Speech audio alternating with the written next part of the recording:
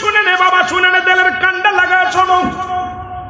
যদি কোনো বিবাহিত অবিবাহিত পুরুষ অবিবাহিত নারী জিনা করে ইসলামের বিধান অনুযায়ী ওই সন্তানটাকে ধরতে হবে।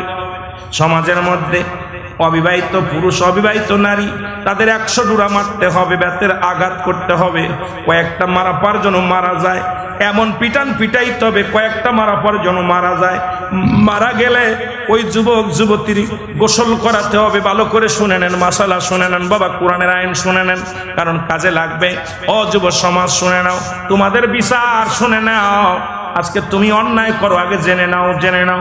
যদি তুমি জিনা করো, যদি তুমি অবিবাহিত হও, যদি জিনায় লিপ্ত হও, তোমাদের শাস্তির বিধান হলো এই দুনিয়ার মধ্যে 100 বেতের আঘাত করতে হবে, কয়েকটা মারা পর যদি মারা যায়, মারা